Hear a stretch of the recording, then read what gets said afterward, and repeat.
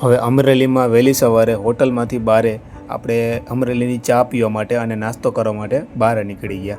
આ લોકો પાસે બહુ ભીડ હતી એટલે આપણે ગયા. નાસ્તામાં ગરમા ગરમ થેપલા અને દહીં મળી ગયું. 2 મિનિટ ચા ગોઈતી પણ જોરદાર મળી. અને પછી પાછા રૂમે હોટલ પર આવી ગયા અને બધું પેક કરી અને નીકળવાની તૈયારી કરી. હોટલની બહાર નીકળે ને તો ત્યાં અમરેલીનું એક મોટું માર્કેટ છે. તેમાં તમને બધી શોપિંગની અને શાકબકાલાનું બંને વસ્તુ ત્યાં તમને મળી જાય.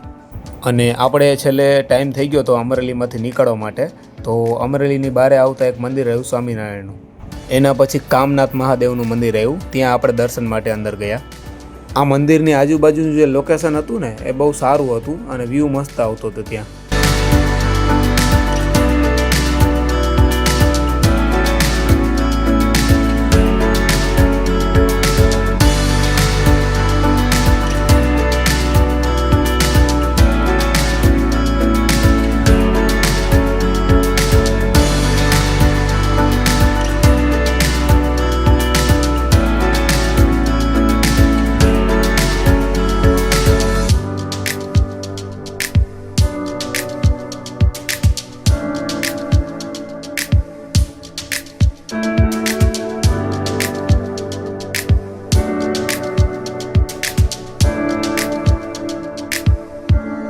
અને મહાદેવના દર્શન કરીને આપણે નીકળી ગયા બગસરા જવા માટે.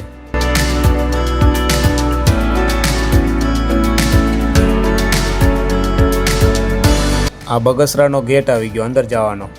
અને સામે છે ને એ બસ સ્ટેશન છે બગસરાનું. અને બગસરામાંથી કામ પતાવી આપણે નીકળી ગયા સીધા કુકાવાવ જવા માટે. સામે જે ગેટ દેખાય છે ને એ કુકાવાવની એન્ટ્રીનો ગેટ છે.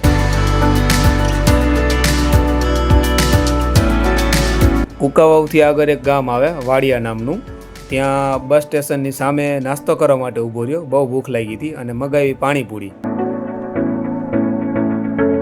જેવી પાણીપુરી પૂરી થઈ ને એવા આપણે હાલતા થઈ ગયા સીધા જેતપુર જવા. અને જેતપુર આવી ગયું. જેતપુરનું રેલવે સ્ટેશન સામે દેખાય છે. આ છે જેતપુર. જેતપુરમાં કામ પૂરું કરી અને આપણે નીકળી ગયા વીરપુર જવા માટે.